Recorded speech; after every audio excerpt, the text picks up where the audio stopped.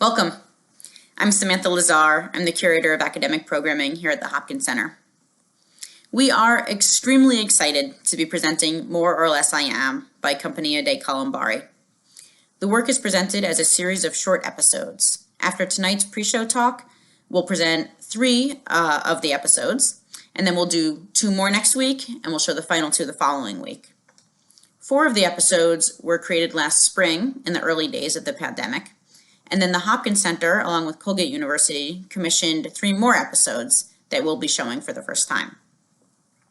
We have loved this company and its director, Karin Coonrod, for a while now. A few years ago, we presented their amazing outdoor production of The Merchant of Venice at our inaugural Shift Festival. That piece was created to mark the 500th anniversary of the Jewish ghetto in Venice.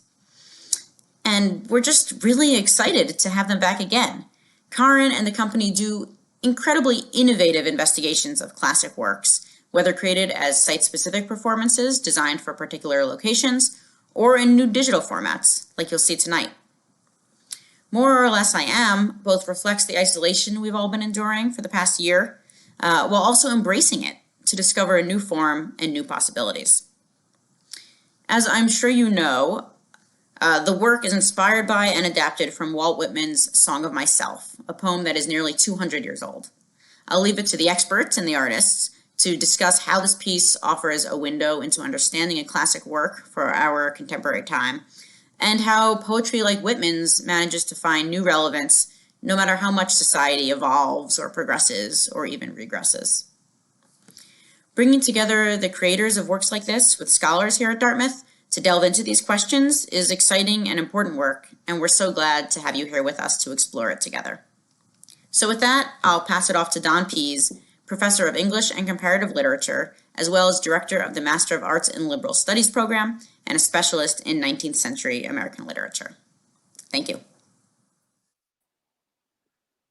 Hi, my name is Don Pease. I'm Ted and Helen Geisel Professor in the Humanities here at Dartmouth, and I'm delighted to have the opportunity to discuss Walt Whitman with these inventive members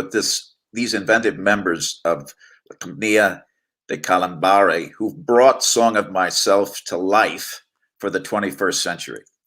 Let me begin by introducing Karin Coonrod, who's the founder and artistic director of Compagnia de Kalimbari, and is on the faculty of the Yale School of Drama, and, as Ben Brantley of the New York Times has observed, is a theater artist of far-reaching inventiveness. Hello, it's lovely to be here again at the Hop.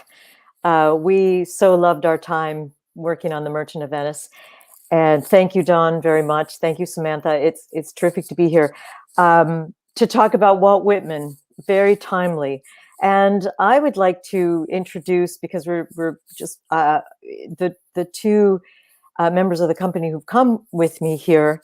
One, first of all, Michael Potts, who is a brilliant actor, a triple threat, they call him. Not only brilliant actor, but a singer and a dancer, so watch out. And if he's not on Broadway, which he's not now, he's shooting a movie.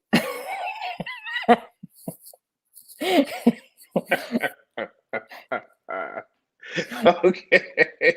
Well, I thank you. Thank you for that gracious introduction. I'm happy to be here with you, and to be a part of Colombari.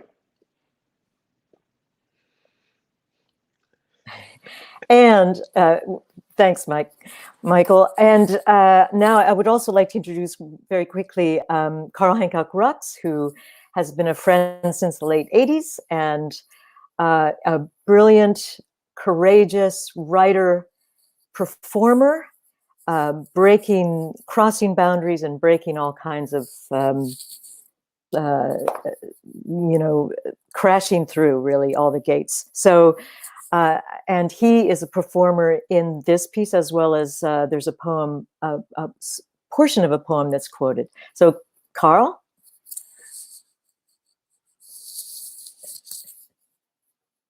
Carl Hancock Rux, and I'm really happy to be here. And I love Colombari, and I love this project, and I love Walt Whitman. So I'm going to pass it back to Don. colloquy with members of Kalimbari, let me give a brief introduction to Whitman and Song of Myself. Walt Whitman was born in 1819 to Quaker parents in Huntington, Long Island. Through much of his life, he resided in Brooklyn, New York, where he worked as a journalist and teacher and government clerk until 1850, when he experienced the calling to compose an epic poem. Writing at a time when the American people were, as now, deeply polarized, Whitman considered it the function of the poet of democracy to supply the material experience of the life all readers share in common. Whitman himself paid for the realization of his poetic commitments with the publication in 1855 of the first edition of Leaves of Grass. In keeping with his democratic purposes, the name of the author did not appear on the title page of the inaugural volume. Moreover, none of the 12 poems gathered in the 1855 edition had a title or a rhyme scheme or conformed to a fixed meter. The 1,336 lines belonging to the first untitled poem, later called Song of Myself, seemed less a genre of lyric poetry than an intensification of life itself. In keeping with his aim to restore the common life, Whitman invites readers to imagine life itself as the persona who sings the poem's opening lines. I celebrate myself, and what I assume you shall assume, for every atom belonging to me as good belongs to you. Prior to their individuation, yet inhering in each person is the life stuff, the me, myself, the surplus unboundedness of everlasting life, of which and through which each and all, what I assume you shall assume, partake equally. According to Whitman, every human, place, and thing exists in two simultaneous registers, as one self and as the ever procreant urge to become all of life. Rather than remaining enclosed in an individual, the surplus of becoming circulates between oneself and others, and in doing so, overcomes not just social, but ontological divisions between persons. Since each atom of life shares this potential to become all, it is the poet's function to disclose how, in our solitary singularity, each one of us is part and partaker of one another's everlasting life. Like masses of people gathering into a crowd or leaves of grass sprouting up across a field, the parts of speech in Whitman's sentences become equal participants in the life they co-produce. In the following passage, which you'll hear performed later, the singer invites readers to enjoy our self-proliferation into a series of persons in the midst of an intense form of self-expression. The pure contralto sings in the organ loft. The carpenter dresses his plank, the tongue of his foreplane whistles its wild ascending lisp. The pilot seizes the kingpin. He heaves down with a strong arm. The mate stands braced in the whaleboat. Lance and harpoon are ready. The duck shooter walks by silent and cautious stretches. The deacons are ordained with cross hands at the altar. The spinning girl retreats and advances to the hum of the big wheel. The multitude of persons and the parts of speech with which they are associated in this catalog do not remain separate, but reciprocally internalize and deepen one another with a flood of alternative ways of becoming, more or less, I am. In her 2002 essay, For the Sake of People's Poetry, Walt Whitman and the Rest of Us, the African-American poet June Jordan adopted the persona of the common reader Whitman hoped to reach when she hailed Whitman as an authentic New World visionary. I too, she writes, am a descendant of Walt Whitman, and I am not by myself struggling to tell the truth about much that should be sacred and so much that has been desecrated. Karin Coonrod, the director of More or Less I Am, aims to revivify Whitman's New World vision of the commonality of life when she declares that we should not read Whitman's poem alone in our rooms, but experience the words out loud in a space where the performance is witnessed in the large company of strangers. When the axis of reception is thereby changed to provoke our witness to the process whereby strangers become community, we perhaps might hear, truly resonate in the words, "For every atom belonging to me as good belongs to you," for the first time. Now, let me turn to the main matter at hand this evening, the conversation with the members of the Compagnia de Kalimbari. Let me address this first question to Karin. Karin, More or Less I Am marks Compagnia de Kalimbari's second featured appearance at Dartmouth on Tuesday, June 26, 2018, in a performance the Hopkins Center advertised as Shakespeare Under the Stars. Kalimbari introduced the Dartmouth audience gathered in the Bema to a performance of Shakespeare, The Merchant of Venice, Under Open Skies. The skies became too open those two nights by storming down rain upon all the attendees. In 2010, you directed an all out of doors performance of More or Less I Am at Grant's Tomb at Riverside and 122nd Street in New York City. What, if anything, did you lose and or gain in this translation of Whitman's Song of Myself from an open air to a digital landscape? Yes, there's always a cost in the exchange. And the challenge of gathering the attention of an audience in itself, especially as Michael knows, since 2010, we've been all around New York City to do it for the public. But when we had the opportunity to do it in this format, what I thought that we could really focus on and concentrate and celebrate was the intimacy of Whitman.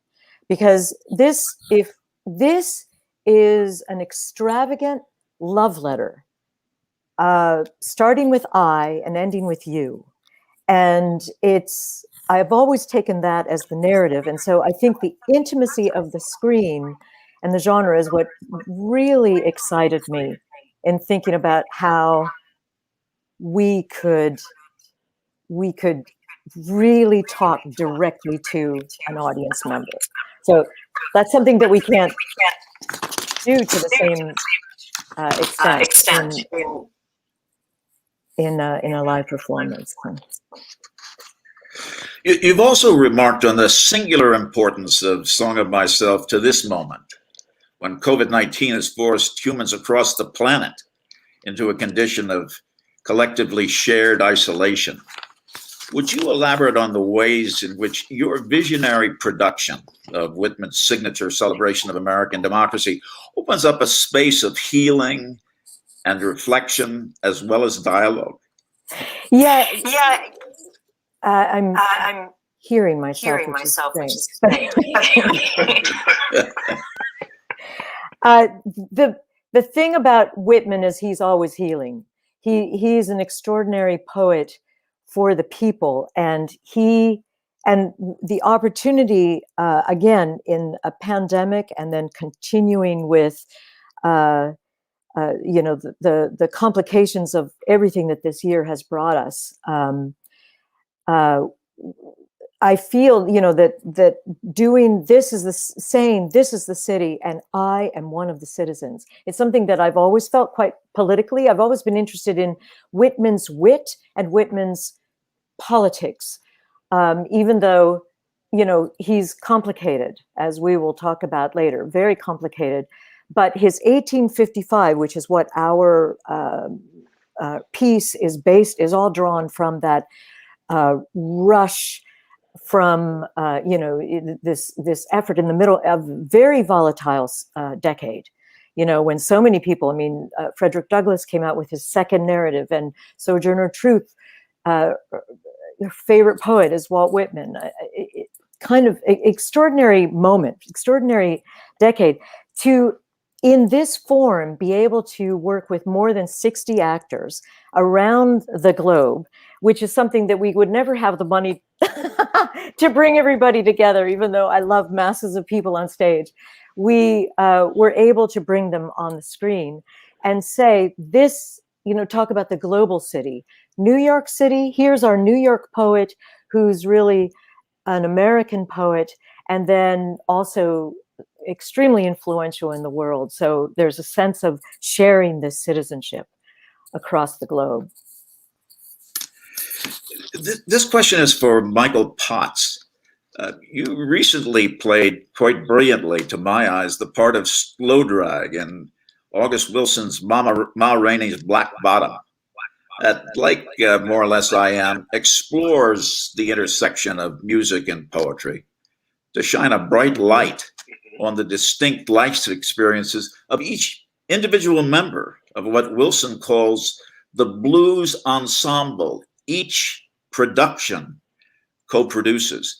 Does the group solidarity fostered in More or Less I Am differ in any significant way from the camaraderie generated in Wilson's blues ensemble?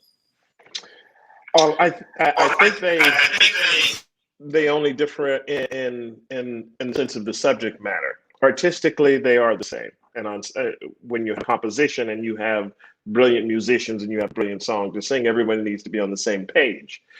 There has to be an intensity of listening to everyone, so when it's your moment to take over the narrative, to take over this particular movement, and when it's your time to reciprocate and support in the telling of the story. They are different in the sense that one is about, with Whitman, creating a certain Americana, a sense of Americana, and you have Wilson, who's another sense of Americana, an appropriation of Americana that has been made very specific, regionally specific and culturally specific to the African-American experience. And I guess maybe in a very, very, very broad sense, if you say Whitman is, as you said earlier, the poet of democracy, you have August Wilson are exploring, okay, what is it to be a poet of democracy denied, democracy deferred, or how a culture or a people are created, as Whitman creating Americans, but what is creating the African-American when this democracy that Whitman talks about and lionizes is denied to a whole other group of fellow citizens. So in that sense, they differ, but the notion of ensemble musically in both a blues combo or a jazz combo are the same. Miles and Monk both did jazz, they just did it differently. You understand? Each had their own particular voice. So yeah, I hope that answers the question. No, there's some, but not a lot. Yeah. And Wilson, as you know, also described his 10-play cycle as itself a kind of epic poem. American, yes, American. He called it the American Century Cycle. Yeah. This question is for Carl.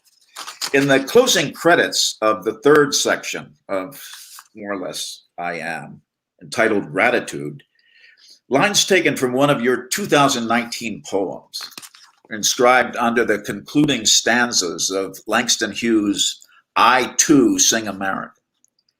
The adjoining of your poem to I Too Sing America leads me to ask whether Walt Whitman exerted a comparably significant influence on your poetic imagination. Hughes hailed Song of Myself as the greatest expression of the real meaning of democracy. And he based his lifelong struggle for African-American rights on the version of an ideal America he finds in Whitman's signature song. Yet, the speaker of I Too Sing America seems so utterly dependent on the recognition of his democratic agency that only Walt Whitman could offer, that he seems incapable of the processes of self-recognition and mutual recognition that, to my reading, your poem enjoins him to undertake. Here are the lines I'm referring to. Look up, see yourself here, ask someone, who are you? Where are you now? What do you think? What shall we change? Speak to someone of what you know, and know your words to be light. Do you intend these lines to be taken as a critique of Hughes' over-idealization of Walt Whitman? Actually, not at all. I wrote the poem in response to a Walt Whitman poem, which was Democratic Vistas. And those words are mine, I was very clear about the fact that at that point in his life, America was really grappling with the 14th Amendment still, and was really grappling with citizenship,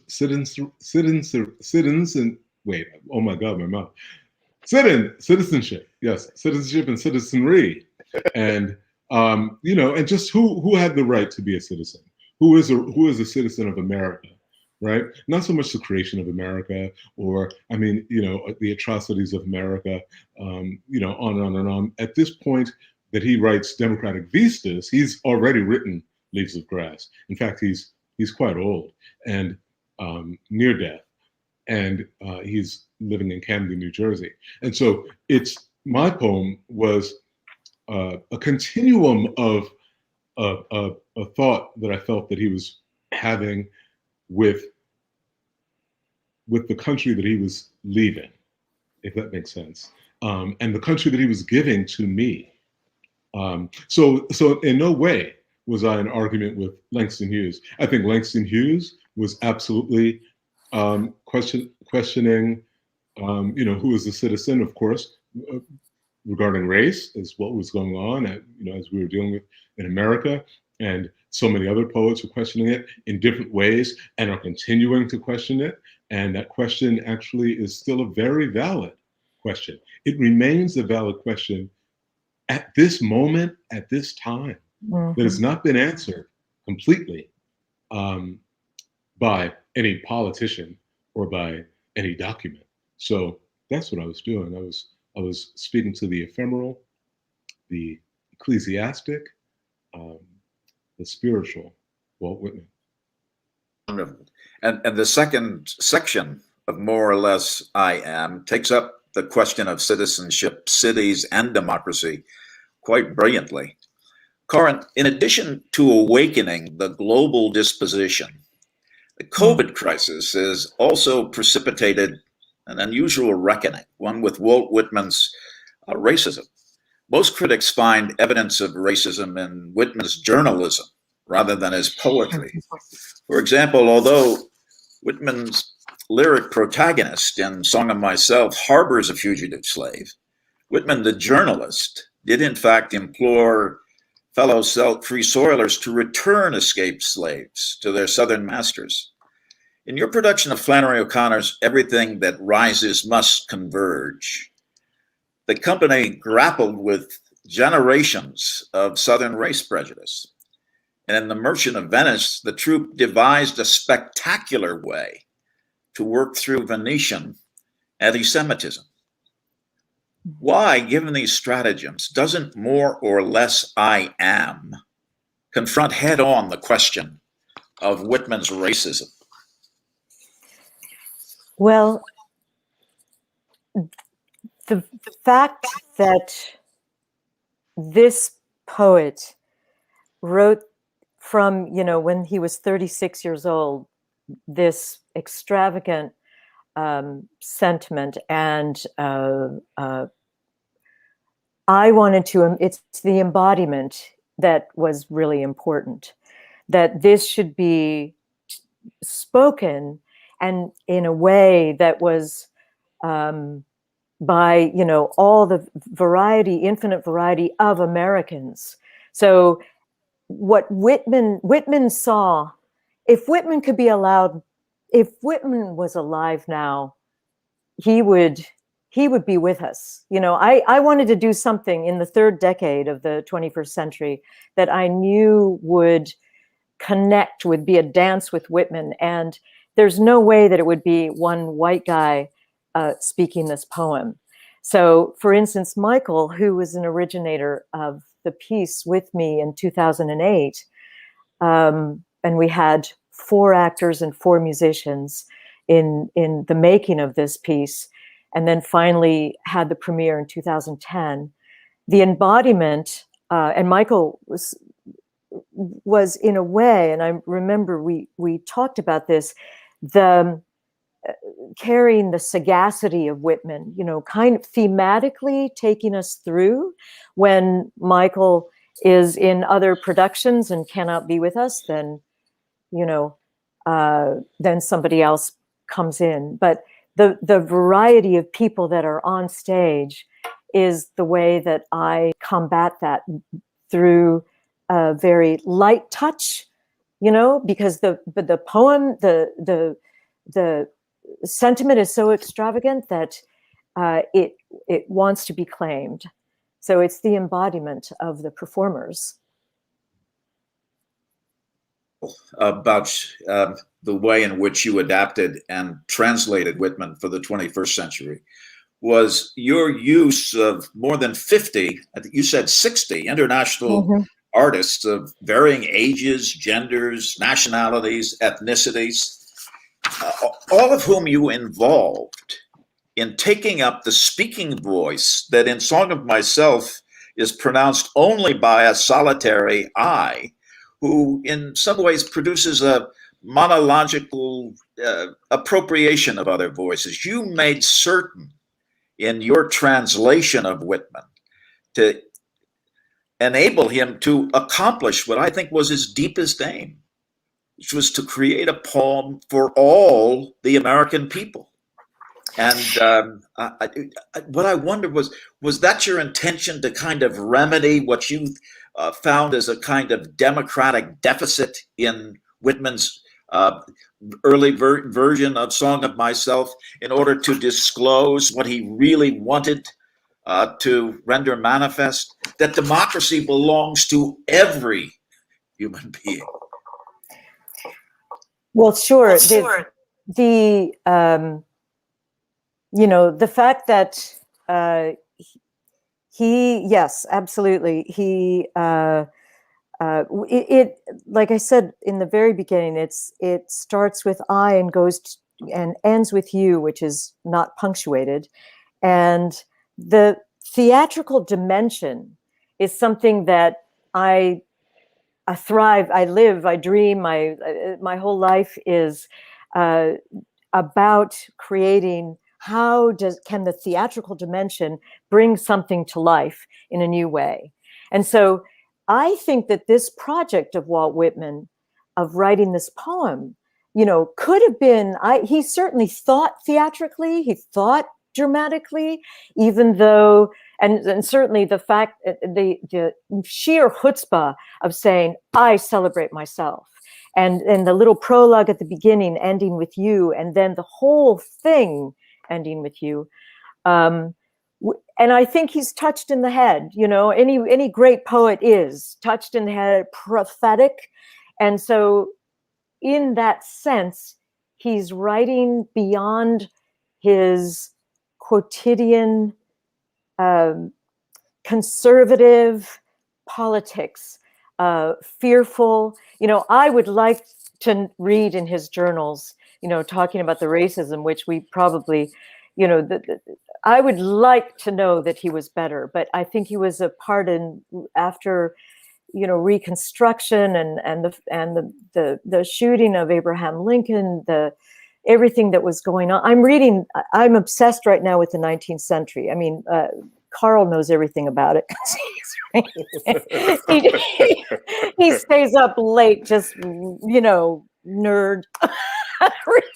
Looking at reading history, you know, that's what he does, you know, I know that. And I don't, you know, I'm catching up and reading trying to find, and I think he was into this kind of pseudoscience of, later in his life, it became more prevalent of white supremacy. And it's hateful. It's hateful to encounter.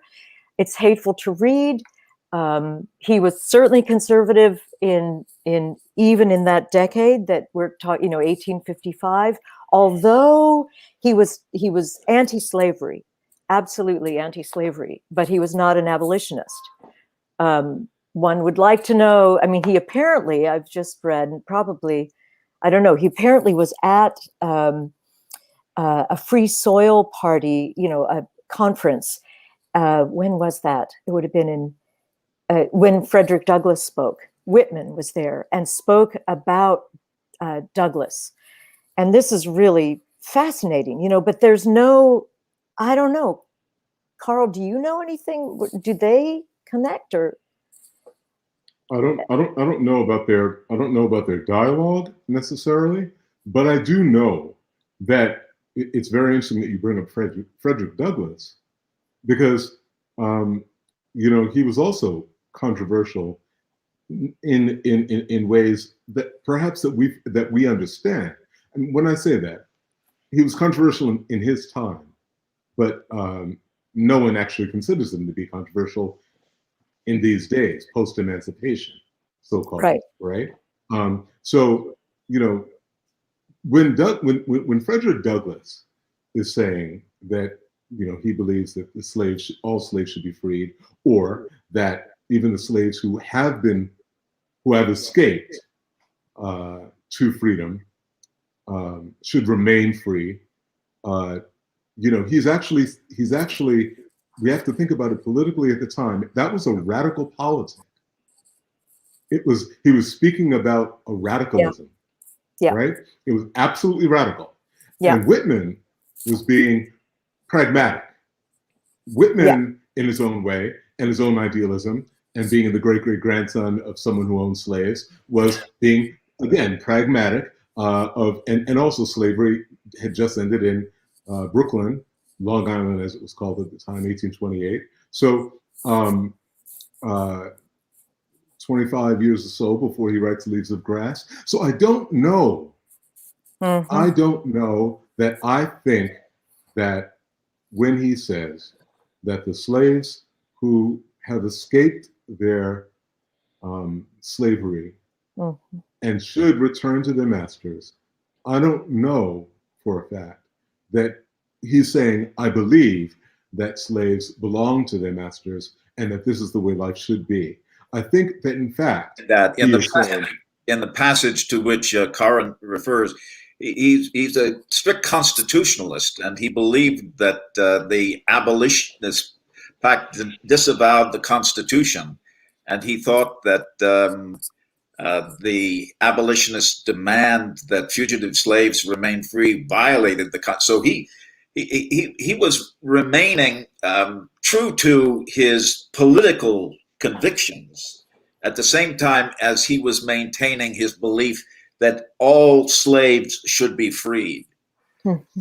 But Karin brings up an interesting question about the possibility for dialogue between an African American and Walt Whitman, and you also mentioned that Michael was involved in your working on the earliest performances. Oh yeah, more or less I am. And Michael, you have a showstopper in performance. You're immense. I want to ask, do you imagine yourself in Walt Whitman, in dialogue with Walt Whitman, when you say, immense have been the preparations for me. All forces have been steady employed to complete and delight me. Now I stand on this spot with my soul. Are you in conversation with Whitman, or do you imagine yourself to assume an embodiment of Whitman as his latter-day avatar? I would say no to both of those questions. Right. I say no to those, and I say, and I believe that is the intent at the end. I believe that song, certainly for me, is a testament. It's a testament, and it's the declaration of personhood. So I stand there as an African American saying that. So I don't feel a need to channel Whitman, because I think the idea is much larger. When you start talking about the cosmos and orbs and monstrous celluloids transporting them, to create this incredible creature that I am, this collection of atoms that I am, that I said are just as good belongs to you, that we're all a part of this. I think the intention, certainly when I do it, I think the intention is not only to declare myself, but to invite all of humanity, all of the citizenry, to declare themselves, to declare your humanness, to declare your humanity, and declare your worth, your space, and your connectedness to the whole. Is as I see it, which I think is a much larger idea than Walt Whitman is. Whether he intended that or whether it was by accident, which I think sometimes our democracy, as it was created by the founding fathers, by accident you created something much larger than maybe what you intended. And that's a brilliant response. This is the final question, and let's make this the wrap up in Karin's response to this. Karin, in what you call Whitman's Declaration of Interdependence, I find an uncanny resemblance to the founding compact of Compagnia de Kalimbari, whose members share the commitment to draw out each troop member's distinctly individual talent so as to foster, indeed create, the group solidarity that Michael and Carl and yourself have referred to. Do you think of Kalimbari as an actualization of the visionary potential of Whitman's Song of Myself? Well, I do think that this is the piece that there's all the overlap is in this piece, because all roads go through Whitman. It involves children and older folks and everybody. And it is an extraordinary declaration, as we say, of interdependence. So yes, in fact, it is something that's very, very central to Colombari. Colombari means it's the dovecote. So it's all the interconnection and the synergy from that. Mm-hmm. As I hope everyone has discerned from this discussion, this performance of Whitman is one of the greatest manifestations of everything he hoped to accomplish in writing Song of Myself, and I strongly recommend that you listen as carefully as possible and participate in the esprit that this performance releases. Thank all of you for this conversation. Thank you. My pleasure. Thank you. Lovely.